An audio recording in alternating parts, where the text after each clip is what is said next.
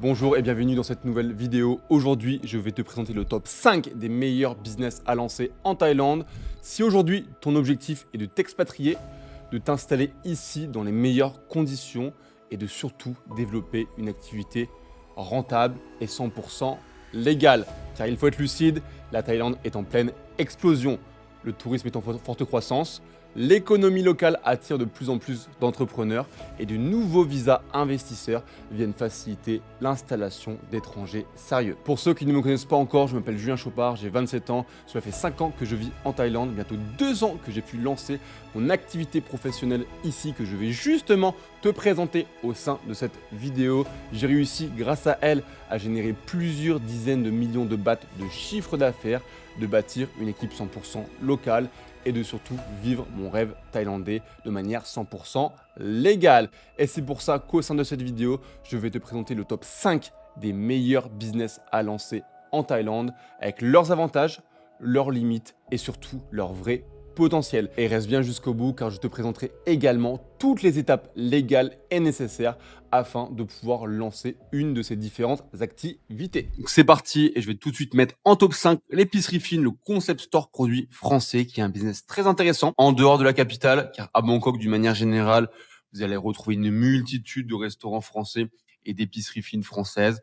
Donc la demande ne va pas être réellement là, mais si on sort de cette capitale de Bangkok, il va y avoir des zones intéressantes et c'est ce que nous allons voir par la suite. Pourquoi ce business est intéressant? Pourquoi se lancer? Ce qu'il faut comprendre déjà d'une manière générale, c'est qu'il y a une augmentation du nombre d'expatriés français en Thaïlande. C'est une destination qui plaît, c'est une destination en vogue. Les Français restent 3 à 5 ans d'une manière générale. Et quand un type de population, une communauté augmente dans un autre pays, il faut donc une offre en correspondance. Aussi, prendre en compte le fait qu'il y ait une augmentation du retail en Thaïlande de 3 à 5% qui va également porter la chose. Au niveau des zones, top 3, Wawin, potentiel stable mais plus âgé. On va surtout retrouver, on va dire, des personnes à la retraite à Wawin qui ont déjà un certain âge, donc potentiellement avec des moyens, on va dire, un peu plus élevés, qui vont pouvoir se payer de manière plus régulière des produits d'exception, des produits européens et qui plus est français. Ensuite, top 2, je vais mettre Copenhague. J'habite personnellement à Copenhague. Il n'y a pas d'épicerie fine française. Vous allez retrouver du coup des épiceries fines européennes, internationales ou même des restaurants français, mais pas d'épicerie fine. Typiquement, je voulais acheter du foie gras là pour Noël, pour le Nouvel An. Je n'ai pas trouvé. Vous n'avez pas tous les saucissons, vous n'avez pas tous les fromages, etc. Donc potentiellement intéressant. Et enfin, Koh Samui, l'île des Français, entre guillemets, énormément d'immigrés qui y sont installés, énormément d'expatriés aussi. Vous allez y retrouver quelques boulangeries françaises, quelques magasins européens, quelques petits restaurants, Bakawi, qui à la fois vendent des produits français et où tu peux également manger sur place. Mais il y a très peu de vraies épiceries fines françaises structurées. Donc ça pourrait être intéressant d'une manière générale de proposer, on va dire, un concept un petit peu premium avec une sélection réduite mais qualitative. Typiquement, je sais pas, épicerie, cave plus vin, plus produits, signature. Et pourquoi pas commencer, on va dire, de manière small, petit, avec peut-être un stand au Koh Samui Mall, au Central Koh Samui, ou alors sur un petit magasin. Ensuite, on enchaîne numéro 4, studio Pilates Reformer en mode premium. Je sais pas si vous vous êtes rendu compte autour de vous, etc. Et c'est en train d'exploser. Vous avez une tendance mondiale par rapport à ça. C'est en pleine croissance depuis 2020. Le public cible, c'est les femmes de 20 à 55 ans d'une manière générale, expatriées, long séjour, pouvoir d'achat moins à élevé. Ce qu'il faut comprendre, c'est que c'est beaucoup plus rentable que le yoga classique, car du coup, on va mettre en place avec la machine, enfin, la machine qui est là justement. Donc, il y a quand même un investissement de base à prendre en compte. C'est aussi plus rare, plus premium d'une manière générale. Et la Thaïlande, c'est vraiment le terrain idéal. La Thaïlande est aussi vue, on va dire, comme une destination phare pour le tourisme de bien-être. Les gens viennent, on va dire, pour se reposer, se ressourcer. Il y a vraiment une culture du yoga et du massage qui est déjà installée en Thaïlande. Donc, ça aide bien, ça se complémente de la bonne des façons. Et ça coche toutes les cases, comme j'ai pu le mettre. Bien-être, plus climat, plus lifestyle, plus clientèle. Au niveau des zones, Koh Lanta, pépite discrète, sous-côté. Koh Samui, potentiel premium confirmé. Phuket, très gros potentiel, si bien zoné. Évidemment, pas à Patong, mais sur Hawaï, Nai Arm, Bang Tao, etc. Ça peut vraiment être intéressant. Et surtout Copenhague. Je suis à Copenhague. Ça fait à peu près 2 mois qu'il y a un nouveau, justement, studio Pilates qui a ouvert celui-ci là. Je vous montre. Donc, c'est au Podium Gym CrossFit. Ils ont ouvert il y a à peu près 2 mois un tout nouveau studio de Pilates Reformer. Ils ont compris qu'il y avait une grosse demande par rapport à ça. que leur salle de yoga était déjà blindée et fallait passer le step up. Donc voilà, c'est vraiment en mode Bali, c'est très intéressant. En plus, c'est grand, il y a de l'espace, c'est vraiment sympa. Au niveau du coup du modèle économique, donc ce qu'il faut comprendre, c'est que le prix moyen du yoga, c'est entre 400 et 700 bahts la séance. Personnellement, j'en ai jamais fait, mais c'est les prix que j'ai trouvés sur Internet. Et au niveau du reformer, on va tout de suite être à plus de 1000 bahts la séance, jusqu'à 2500 voire 3000 bahts la séance, dans certaines zones, on va dire un peu plus, on va dire premium, haut de gamme. Vous pouvez aussi proposer des abonnements mensuels entre 4 et 12 000 bahts. Donc why not? Il y a quand même aussi un investissement à faire. Il faut quand même payer les machines. Je crois que les machines, c'est à peu près entre 400 et 600 euros unité. Mais une fois que vous avez l'investissement, une fois que vous êtes bien positionné, que vous avez le bon marketing, vous pouvez clairement faire de ce business une machine à cash si celui-ci est bien géré. Numéro 3, Studio Recovery Biohacking Wellness. C'est en train de cartonner aux États-Unis. Et ce qui est intéressant, c'est qu'on peut proposer, on va dire, pas mal de services à l'intérieur du studio. Donc, comme avec le Pilate Reformer, vous avez une explosion du bien-être dans le monde et qui s'accentue encore plus sur le fait qu'on est en Thaïlande. 2 destinations que je vous ai sélectionnées, donc Chiang Mai, très bon ratio coût-marge. Également Koh Lanta, qui est aussi une niche très saine. Après, ça peut marcher, on va dire, dans d'autres secteurs. Évidemment, au niveau du modèle économique, au niveau des prix moyens, pour de l'ice by session, on va être à 400 à 800 bahts. Sauna, entre 500 et 1100 bahts. Il faut aussi comprendre que c'est un business qui marche beaucoup par abonnement. On peut aussi proposer des packs avec pas mal de choses à l'intérieur, des packs recovery, des packs 1 month, 3 months, etc. avec une durée déterminée ou une durée indéterminée entre guillemets. Tout ce qui est aussi sauna infrarouge, c'est la grande mode. Ça sent plus cher que le sauna classique et c'est plus dur à trouver. Tout ce qui est également cryothérapie, chambre ou localisée. Donc là, on va être sur des marges, on va dire, encore plus importantes d'une manière générale. Également, tout ce qui est vitamine thérapie, très demandé par les expats. De plus en plus, les gens font tous les mois, tous les 3 mois, des cures de vitamines, donc le basique, le boost, le performance, etc., etc. Après, attention, par rapport à la Thaïlande, je pense qu'il vous faudra du coup du personnel qualifié par rapport à ça. C'est pareil, si vous souhaitez du coup voir si une zone est plus intéressante qu'une autre, vous allez du coup directement dans Google Maps, vous l'ouvrez, vous tapez le nom du business plus le nom de la zone et vous regardez tout simplement les concurrents qu'il y a déjà ou pas. Là, typiquement, Koh Samui, j'ai mis Studio Wellness. On peut voir qu'il y a du Pilates. Ah, c'est une clinique de chirurgie. Pareil, j'ai encore du yoga. J'ai quoi Qu'est-ce que c'est que ça? Je sais pas trop. Pareil, encore du Pilates. Est-ce qu'il y a vraiment du studio recovery avec infrarouge, HIV, cryothérapie, etc. Je pense pas.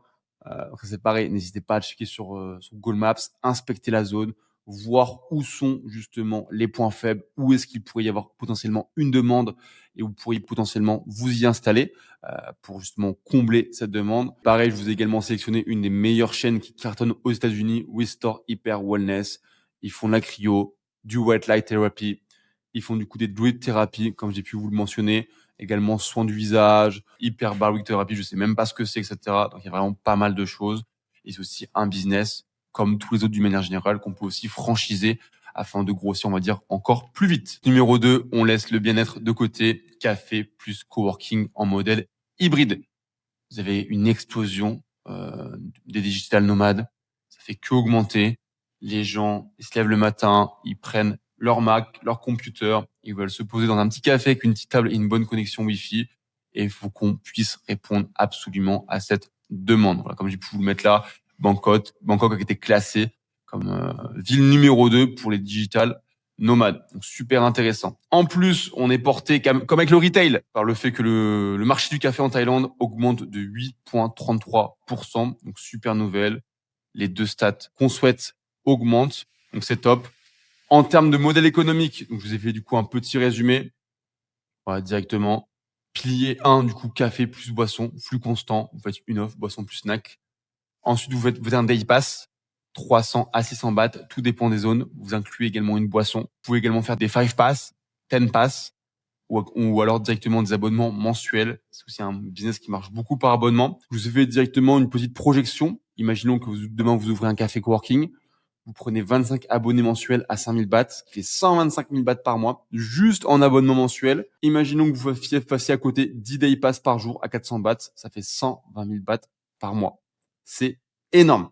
Donc, juste avec ça, entre guillemets, en termes de CA, on est à plus de 6 000 euros. En plus, vous pouvez faire des événements, call, meeting, événements communautaires, de manière hebdomadaire ou mensuelle. Il faut aussi comprendre que le coût produit du café, comme avec les restaurants. On dit toujours que les restaurants prennent leur marge sur les boissons. Et c'est vrai. Quand on sait que le coût produit café est entre 15 et 20 bahts, et que généralement, un café est vendu 100 bahts, hormis en Nissan, on est bien d'accord, mais quand vous allez à Copenhague, Koh Samui ou même Bangkok, généralement, le café est 100 bahts. Et pour vous dire, les cafés ici à Copenhague les plus chers, on les trouver à 130 ou même 150 bahts parfois. Et donc, d'une manière générale, ça va faire 80% de marge. Et le coworking, il faut simplement une connexion Wi-Fi, vous achetez simplement des bonnes tables, et ensuite, c'est 100% de marge. Donc, pourquoi l'hybride est supérieur à juste un café ou juste un cowork? Déjà, tu vas avoir toute la partie café, avec les personnes en mode walking. Ok, super, je veux un café. Je rentre dans celui-ci. Ok, top, le café est bon. Il y a la Wi-Fi, je peux aussi bosser, etc. Alors que les personnes pour un cowork, généralement, quand elles vont au cowork, c'est pour aller au cowork. C'est pas je croise par hasard, tu vois, un cowork et je rentre dedans. Alors que la partie café, effectivement, peut-être pas les trois quarts, mais une bonne partie des gens peuvent arriver, on va dire, juste en mode, voilà, je suis dans la rue, je vois qu'il y a un café, donc je rentre dedans. Ensuite, toute la partie day pass, cowork, qui va te permettre du coup d'augmenter ton ticket plus élevé, et donc panier moyen plus élevé, et donc plus de marge. Ensuite, toute la partie abonnement, donc de la récurrence, tu vas créer du coup un MRR de manière plus élevée, une prédictibilité par rapport à tes revenus. Ensuite, toute la partie meeting room, également events. Tu peux faire des workshops, du networking, des masterminds, etc. qui va te permettre d'augmenter tes marges pour simplement de la vente one shot. Et enfin, toute la partie partenariat avec les gyms, les studios Pilates, Recovery, hôtels, écoles que tu vas pouvoir aussi mettre en place. Ce qu'il faut comprendre, c'est que tu vends une place, plus une ambiance, plus une communauté, pas juste un latte. Les gens viennent pour bosser, les gens viennent aussi potentiellement pour networker, vont du coup rencontrer des digital nomades, ils viennent pour se poser, pour passer la journée et donc pour dépenser en continuité par rapport à ton café hybride coworking. Et enfin, le business numéro 1 qui a pour moi le plus de potentiel que j'ai moi-même exercé, effectué il y a plus d'un an et demi en arrière alors que j'y connaissais rien et qui m'a permis aujourd'hui d'accumuler 31 maisons Airbnb, villas, de générer plusieurs dizaines de millions de bahts de chiffre d'affaires avec mon business, de monter une vraie équipe locale et surtout de pouvoir rester en Thaïlande de manière légale afin de pouvoir vivre de cette activité. Donc, comment ça marche très rapidement? Donc, il y a un propriétaire, donc Thaï, d'une manière générale. Toi, du coup, tu vas lui louer sa maison avec ta compagnie, ta société Thaï, Thaïco Ltd. Ensuite, tu vas la meubler, l'optimiser, la gérer. Tu vas la louer, du coup, à des voyageurs, donc pour pouvoir prendre une marge. Et donc, après, les plateformes comme Airbnb, Booking vont simplement te rémunérer. Pourquoi la Thaïlande est le terrain parfait vis-à-vis de ce business? Car en fait, déjà, tu as une explosion du tourisme. La Thaïlande a dépassé les 35 millions de touristes par an. T'imagines bien que les maisons, tu vas les louer uniquement à des touristes. Et l'objectif du gouvernement, c'est quoi? C'est tourisme toute l'année. Il faut comprendre aussi que Bangkok, c'est la première destination mondiale en termes de tourisme. Et donc là, tu vas me dire, ouais, Julien, mais si ce business est si bien que ça, comme tu le prétends, pourquoi personne ne le fait? Pourquoi la concurrence est artificiellement faible? Et c'est clairement le mot. En fait, en Thaïlande, d'une manière générale, quand on parle d'Airbnb, location courte durée, short-term rental, la majorité des gens pensent que c'est illégal, que c'est interdit. En fait, c'est là où tout le monde se trompe. Je t'explique. En fait, les gens croient à tort que Airbnb égale hôtel, location de moins de 30 jours égale licence hôtelière obligatoire, et donc sans licence, prison, amende, problème.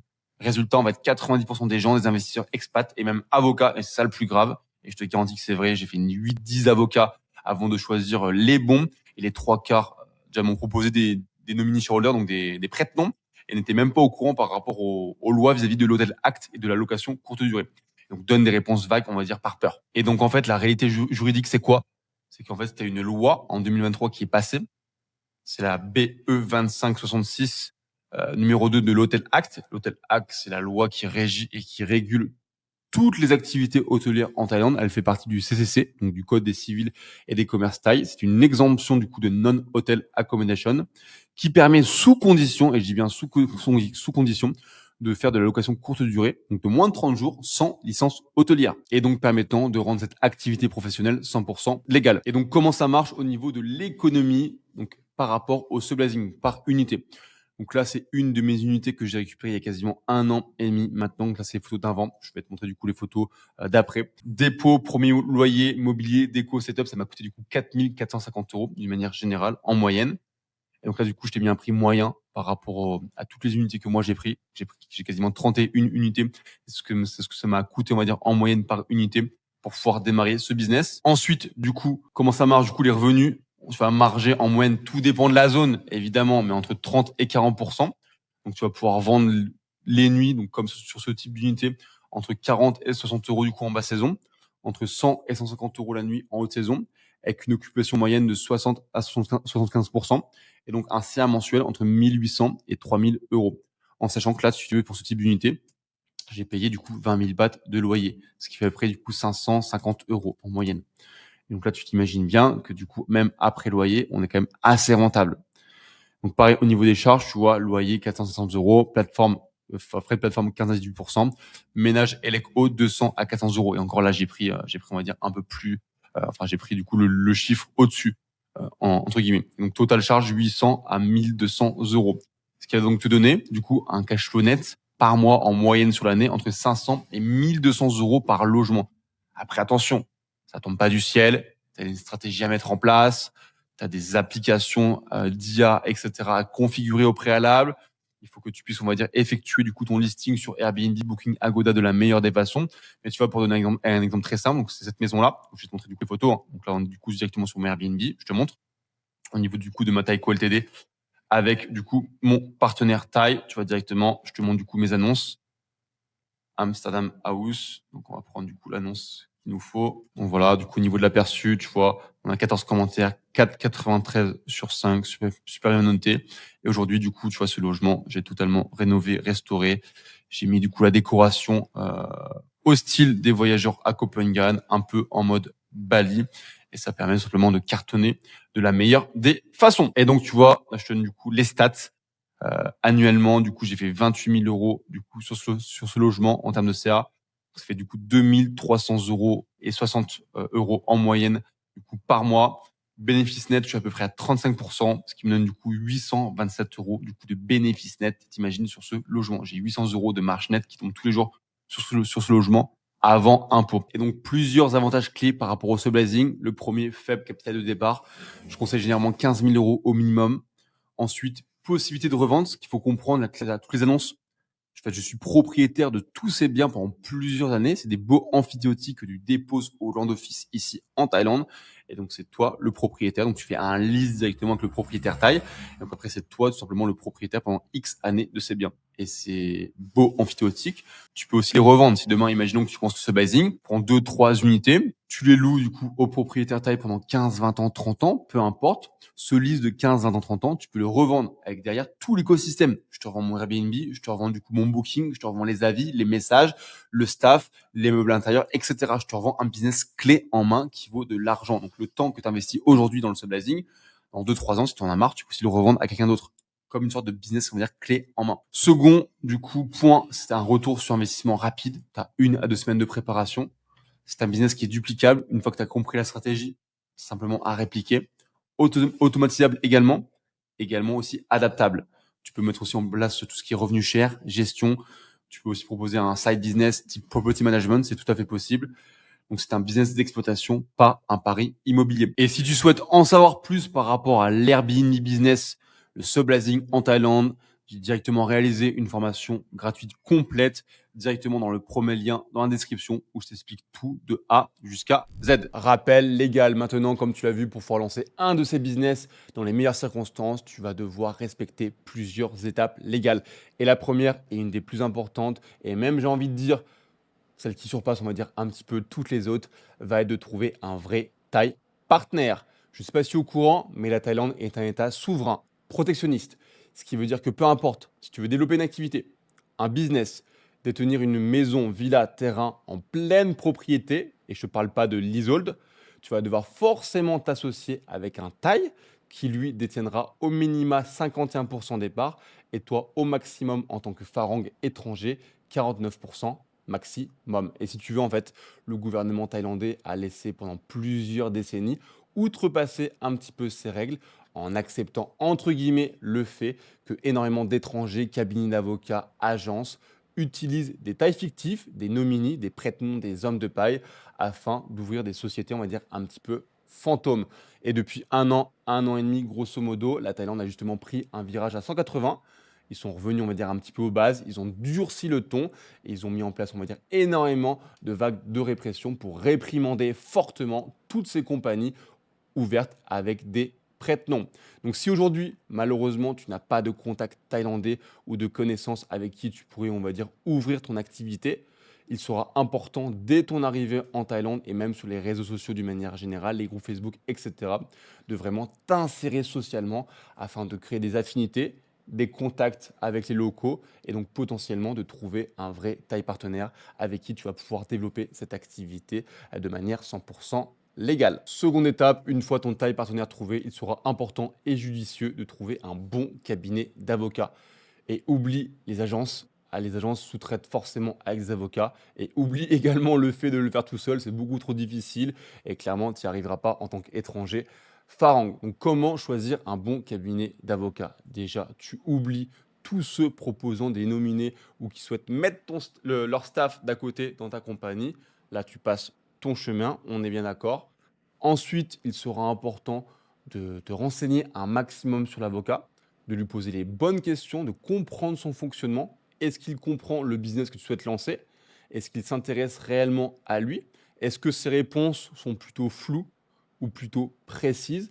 Un bon avocat doit pouvoir apporter des réponses concrètes et ne pas essayer de te facturer pour des informations qu'il est censé savoir.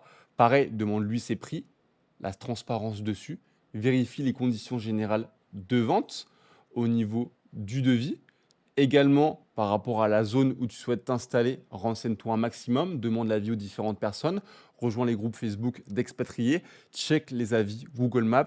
Il faut vraiment comprendre que le choix de l'avocat est assez crucial d'une manière générale. Il peut te faire gagner énormément de temps dans la mise en place de ton business, comme le faire complètement couler. Également, petit conseil, si tu es sur les îles, et c'est ce que je fais moi personnellement, et un avocat local qui va aider au niveau de l'administratif, qui va connaître, on va dire, l'administration, la police, etc.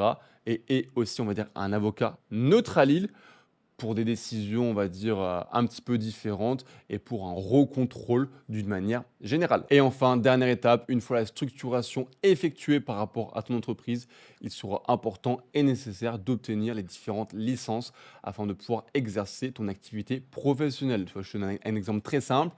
Pour tout ce qui est subleasing, location short term, il faut obtenir des licences de non-hotel accommodation, donc jusqu'à 8 unités. Et pour plus de 8 unités, donc 8 maisons, villas, peu importe, il faut obtenir une licence hôtelière de type 1. Donc voilà, j'espère que j'étais un maximum clair. Vous retrouverez directement en description tous les différents liens, la formation gratuite sur le subleasing, mon Instagram si vous souhaitez du coup voir mon quotidien ici en Thaïlande avec mon business et les différents éléments. Excellente journée, c'était Julien. Ciao, bye bye. À plus tard.